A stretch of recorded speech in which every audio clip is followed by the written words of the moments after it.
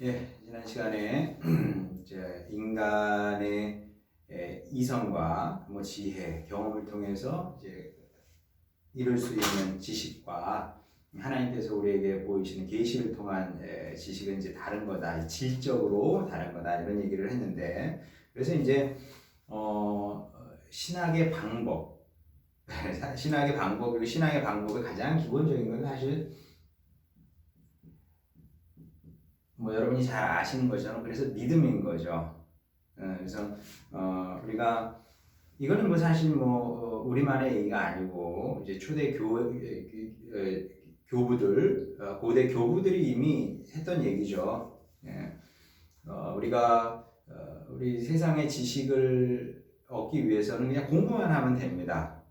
공부만 하면 돼요. 그게 일종의 방법론이죠. 분석하고 관심을 갖고 시간을 들이고 그렇게 하면 다 얻을 수가 있는 겁니다. 자, 반면에 그 성경이 말씀하시는 그 계시의 지식이라는 것은 우리가 궁구하고 탐구하고 찾는다고 해서 얻을 수 있는 것이 아니고 이제 믿음으로 접근 가능한 것이다. 그래서 이제 우리 성경이 보면 믿음을 굉장히 강조를 하죠. 근데 이제 믿음이라고 하면 종류가 굉장히 많습니다. 믿음이 무슨 그냥 내가 하나님의 살아계심을 믿고 내가 하나님의 사랑을 믿고 예수님께서 나를 위해서 이 땅에 오시고 십자가에 달려 돌아가시고 또 성령님을 믿고 이 차원이 아니고요. 우리가 이제 제가 그 강의 계획표에 조나단 에드워즈 목사님을 넣어놨는데 그분이 이제 믿음의 종류에 대해서 믿음의 의미에 대해서 성경적으로 분석을 했는데 믿음의 뜻이 그분이 분석해 놓은 것만 해도 수십 가지입니다. 믿음 굉장히 많아요.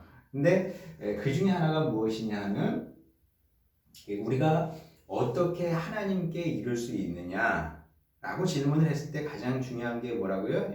믿음입니다. 믿음으로 이제 하나님의 말씀을 보고 또 믿음으로 하나님이 어떤 분인지 보고 이런 과정을 통해서 우리가 차츰 하나님을 이해하고 경험하게 되는 거죠. 당연한 겁니다. 사실 여러분도 한번 생각해 보세요. 그 수로 보니게족 속 여인이 예수님을 찾아왔습니다. 수로 보니게족 속 여인이면 여러분도 아시는 것처럼 이방 여인이죠. 그럼 이방 여인이 성경이 말씀하는 하나님을 알았을까요? 그럼 알 수도 있었을 겁니다. 왜? 왜냐하면 유대교는 기본적으로 적극적이었다고는 할 수 없지만 나름 선교를 했거든요. 그래서 유대인들이 어디를 가든지 적극적으로 하진 않았지만 그래도 나름 선교를 했기 때문에 이방인들 중에서 또 개종자가 있었고 유대인이 되려고 하는 사람들이 있었고 또 그러면 받아줬습니다.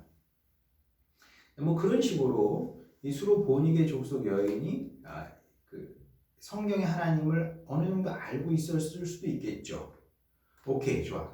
근데 아무리 그렇다고 해도 이 여인이 예수님이 어떤 분인지 제대로 알지는 못했을 겁니다. 그렇지 않을까요? 예수님 어떻게 알아요? 이스라엘의 메시아로 오시는 분인데도 이스라엘 백성들도 거부를 했는데 이방인이 뭘 알겠습니까? 그런데 그 여인이 가지고 있었던 것은 사실 이거 하나였죠. 믿음. 어떤 믿음인지 우리는 정확하게 모릅니다.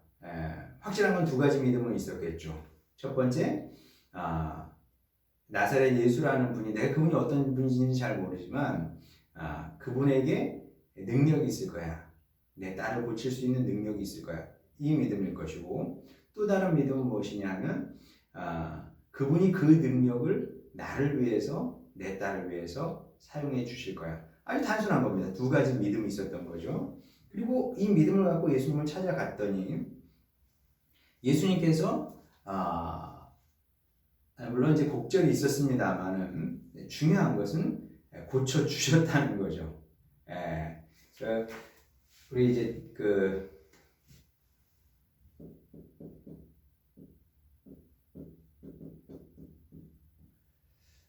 전문 용어는 이제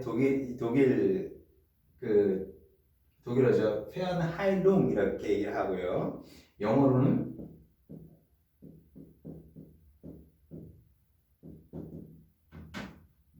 리모트 힐링 그럽니다. 예수님께서 리모트 힐링을 2번 하셨어요. 2번 기적을 베풀어 주셨는데 하나가 이제 수로보니게 족속여인이고 또 다른 하나는 백부장. 내가 이스라엘 중에서도 이만한 믿음을 보지 못했다. 그러면서 뭐 환자가 온 게 아니잖아요. 마치 리모컨을 이렇게 하시는 것처럼 리모트 힐링. 가면 나 있을 거야. 진짜 나 있잖아요. 여인도 마찬가지입니다. 수로보니게 족속 여인도 믿음을 보시고 고쳐주시고 이 믿음이 그 여인으로 하여금 예수님이 지저스 크라이스트, 예수님이 지저스가 크라이스트임을 드러내는 거죠. 그러니까 믿음이 있었기 때문에 이 지식으로 가게 되는 겁니다. 믿음이 없었으면 그 여인에게 예수님은 그냥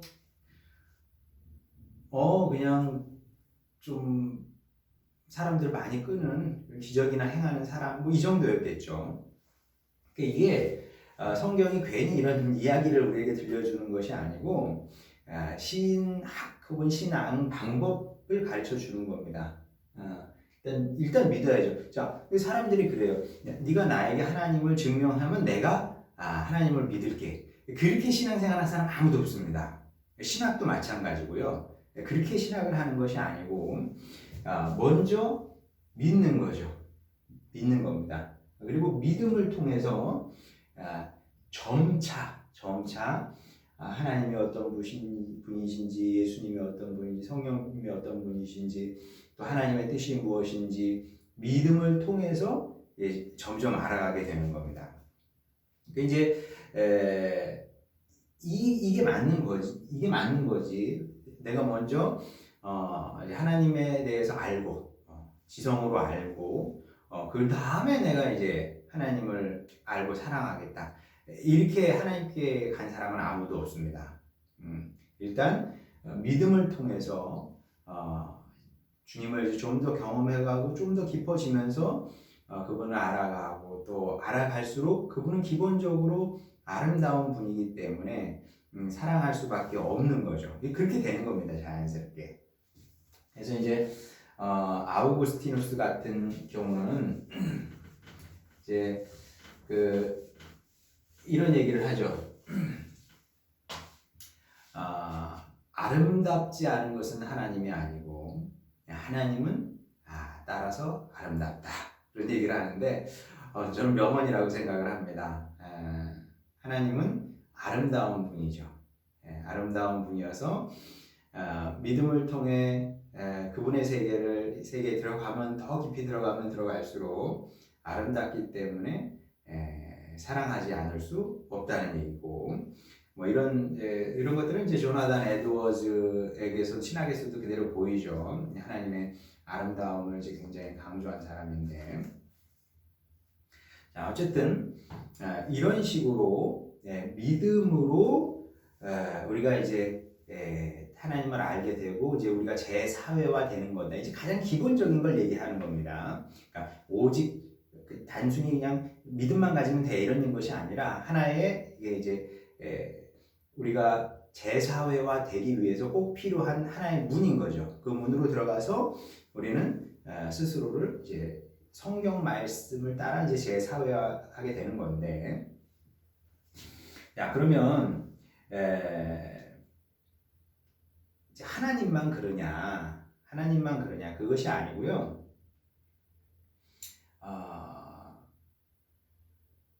존재하는 모든 것들이 그런 겁니다. 존재하는 모든 것들이. 자, 여러분, 이런 책을 보신 적이 있을 거예요. 신학사전. 이게 왜 필요할까요? 이게 왜 필요할까요? 왜 필요하냐면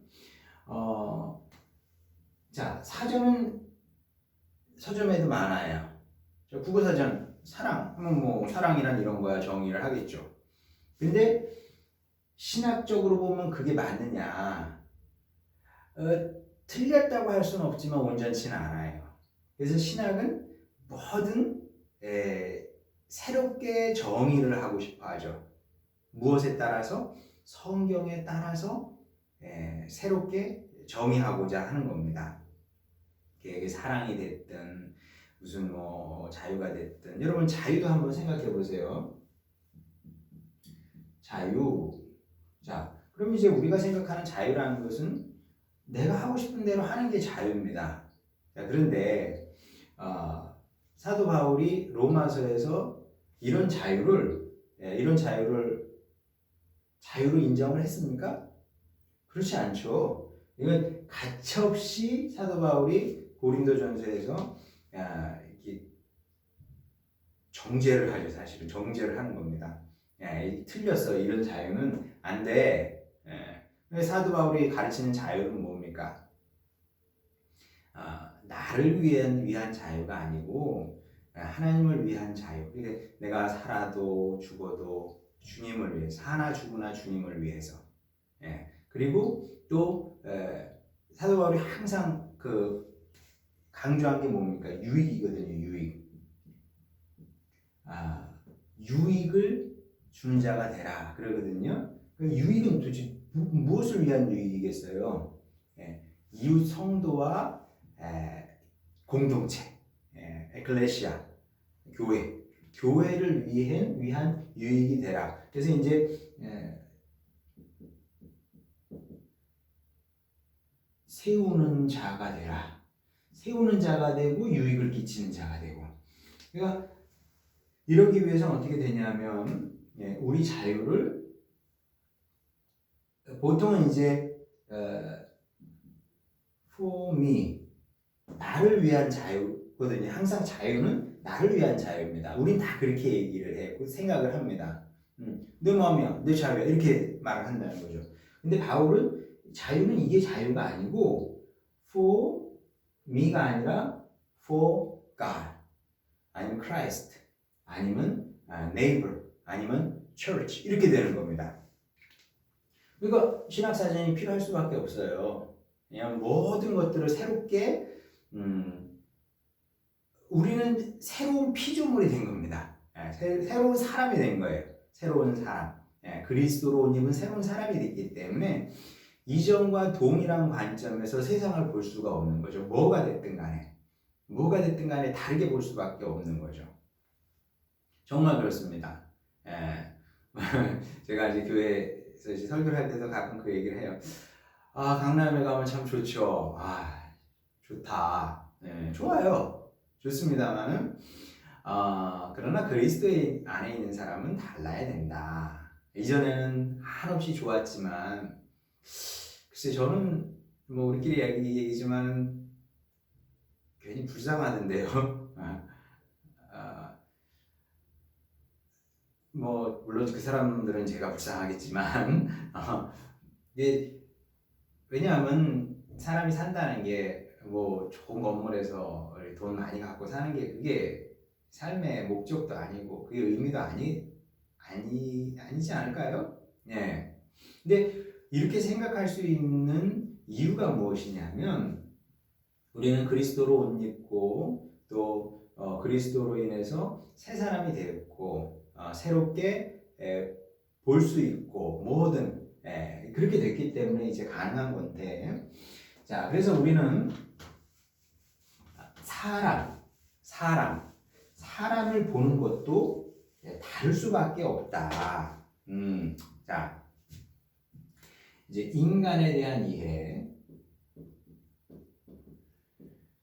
자 이제 원래 지난 시간하고 이번 시간의 제목이 인문학적 인간이해입니다. 여러분 이제 제가 이제 그런 제목으로 이제 올렸으니까 여러분 이제 그렇게 이해하고 이 영상을 보고 계시는 건데, 근데 인문학적 인간이해, 신학적 인간이해가 있고 인문학적 인간이해가 있습니다. 자, 요걸 반드시 하고 넘어가야 됩니다. 왜냐하면 여러분 한번 생각해 보세요. 자, 인문학적 인간이해과 신학적 인간이해가 있는데 다를 수밖에 없고 이 양자가 많이 다를 수밖에 없는데 우리가 이 인문학적 인간이해를 이해에 대한 영향을 굉장히 많이 받으면서 살아왔다는 거죠. 지금도 굉장히 많이 받고 있습니다. 여러분은 이제 글쎄 내가 무슨 영향을 받았을까 이렇게 생각할 수 있어요. 근데 어쩔 수 없습니다. 우리는 이 세상에 살고 있기 때문에 육체를 입고 이 세상에 살고 있기 때문에 온전히 자유로울 수는 없습니다. 마치 우리 선조들이 이제 근묵자흑이다. 묵을 가까이 하면 검은색이 묻을 수밖에 없다는 거죠. 그것처럼 우리가 이 세상에 살기 때문에 사람들이 흔히 얘기하는 그 인간 이해로부터 우리가 자유로울 수 없다. 자, 그리고 특히 이제 인간에 대한 문제는 더욱더 그런데, 자, 사람은 이제 인문학 이해가 필요해요. 왜냐하면은 그래야 신학적 인간 이해가 가능하고, 그리고 여기서 무엇이 대조가 되냐면 결국 죄의 문제가, 우리가 이제 죄론이잖아요. 여기까지 가기 위해서 지금 이제 인간학적 이해가 이제 필요한 겁니다. 왜냐하면 여기서는 죄를 다루지 않거든요. 다루더라도 심각하지 않아요. 심각하게 생각하지 않습니다. 그래서 이제 우리가 가지고 있는 일반적인 인간 이해가 신학적 인간 이해와 얼마나 다르고, 그리고 이런 걸 가지고는 우리가 신학을 할 수가 없는 거죠. 신앙인으로 살 수가 없는 겁니다. 그래서 이런 이론도 우리가 반드시 알아야 된다. 자, 근데 이 인간의 우리가 지금까지 만들어온 발전시켜온 인간 이해가 뭐 우습거나 그러진 않습니다. 그럴 수가 없죠. 왜냐하면 자, 이 사람이잖아요. 사람은 굳이 신앙인이 아니고 신학자가 아니어도 스스로가 보기에도 특별합니다. 사람은 여러 가지 면에서 동물과 구별이 됩니다만은 그렇죠. 다양하게 구분이 되죠. 뭐 언어, 여러분 어떻게 생각하십니까? 사람만 언어가 있을까요? 아니면 동물도 언어가 있을까요? 동물도 없잖아 언어가 있는 것 같아요. 고래도 의사소통을 한다고 하지 않습니까? 나름의 언어겠죠. 아니면 뭐 도구, 사람도 도구를 쓰지만 동물도 쓰잖아요. 이렇게 침팬지 같은 경우는 이렇게 침 묻혀가지고 나뭇가지 이렇게 넣어가지고 이렇게 흰개미 이렇게 들러붙으면 이렇게 먹고 뭐 이런 거 장면 나오지 않습니까? 근데 이제 뭐 그런 기본적인 차원에서 사람과 동물이 공유하는 부분들이 있습니다만은 뭐 그런 거 말고 인간이 다른 동물과 절대적으로 구분되는 이제 두 가지가 있다면 첫 번째는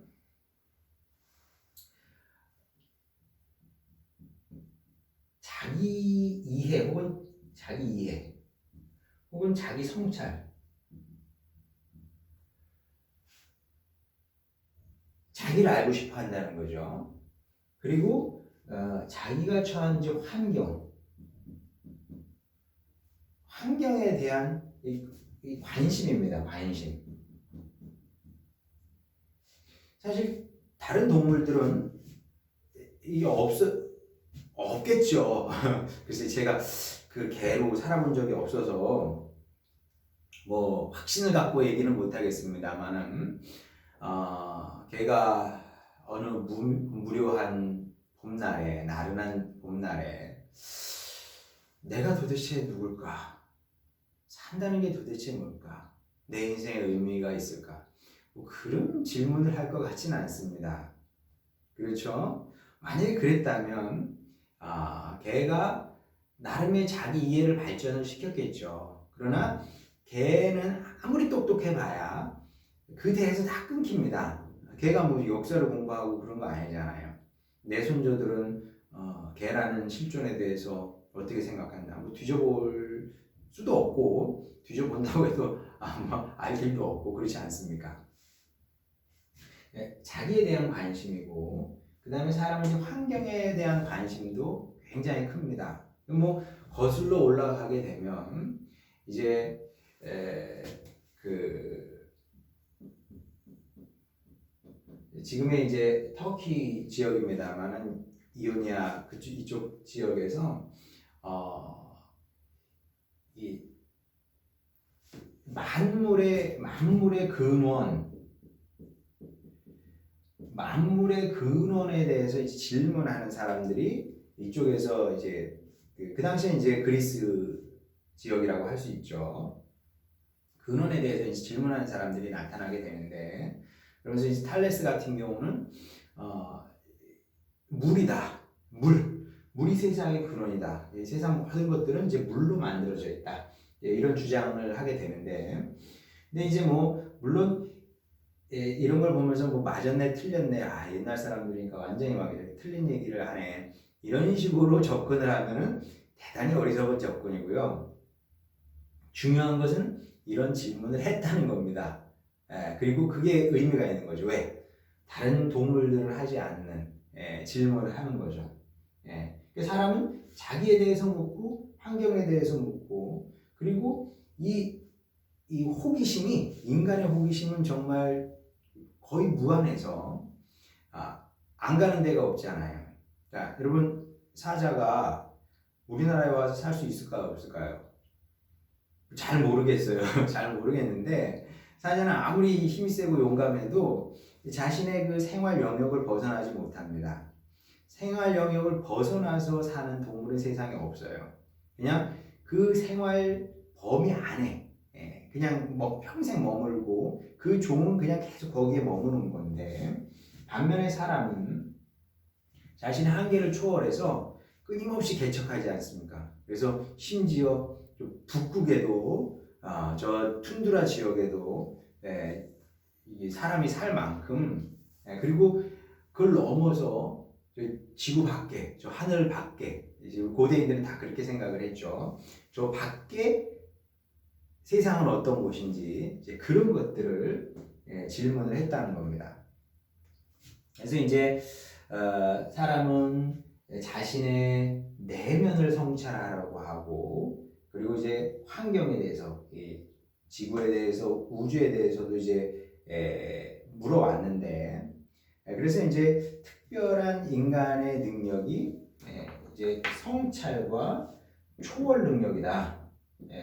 그렇게 보는 거죠. 인간의 특별한 능력은 성찰 그리고 초월. 그러니까 자기 안에 머물기를 원치 않는다는 겁니다.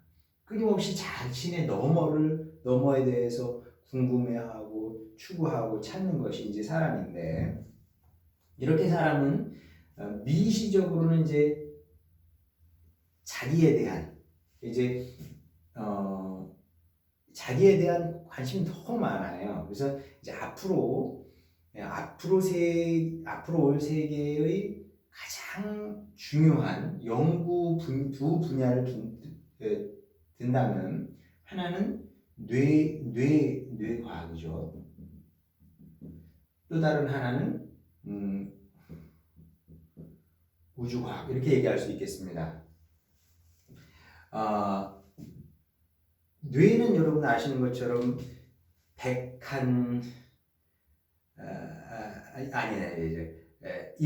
한 300g 정도? 그 정도밖에 안 되잖아요. 근데 여기에는 정말 그 우주가 담겨 있는 거 아닙니까? 여러분 그 뇌를 이렇게 뇌세포를 떼내서 보게 되면 뇌세포는 정말 특이하다 그래요. 우리 몸에도 이렇게 뜯어내 보면은 현미경으로 보면은 세포가 발견되지 않습니까? 세포가 보이는데 다른 몸의 세포들은 다 비슷하게 생겼는데 뇌세포는 완전히 다르게 생겼죠. 이제 뭐 축색돌기라 그래가지고 이렇게 해가지고 뭐 이렇게 쭉 나온 거 여러분들 보셨을 거예요. 그럼 거기서 이 전자 신호가 이게 가게 되는데, 그러니까 이제 지금도 제 머릿속에서 그 축색돌기에서 이렇게 신호를 보내는 겁니다. 그래서 제 몸이 움직이는 거거든요. 이렇게 말도 하는 거고. 근데 신호를 보내고 받고 뭐 이런 것들이 우리 뇌 속에 뭐 한 50경계 정도 된답니다. 50경계. 50경. 몇 개인지 잘 느낌이 안 오시죠? 아마존 거대하잖아요. 아마존의 모든 나무의 나뭇잎 숫자가 한 50경계 정도 될 거라 그래요. 그러니까 이제 어마어마한 세계죠, 사실은. 시간이 다 됐네. 네. 어쨌든 이제 우리 미래에는 이제 이 두 가지가 될 텐데, 뭐 여기에 대해서도 얘기하면 뭐 한두 끝도 없어요. 그리고 신학계에서도 지금 뇌과학에 관심이 많습니다. 특히 조직신학자들, 조직신학뿐만 아니에요. 성서신학자들도 뇌과학을 끌어다가 성서신학 작업을 합니다. 근데 어려운데 흥미진진하죠. 왜냐하면 이게 뇌는 뭐 거의 연구된 바가 없으니까. 어쨌든 사람은 자기에 대한 관심이 지극해서 뇌까지 이제 들여다보려고 하고, 그 다음에 저 한없이 큰 이제 우주에 대해서도 이제 알고 싶어 하는 것이 이제 인간이라는 겁니다. 자, 일단 여기까지 하고 다음에 또 하겠습니다.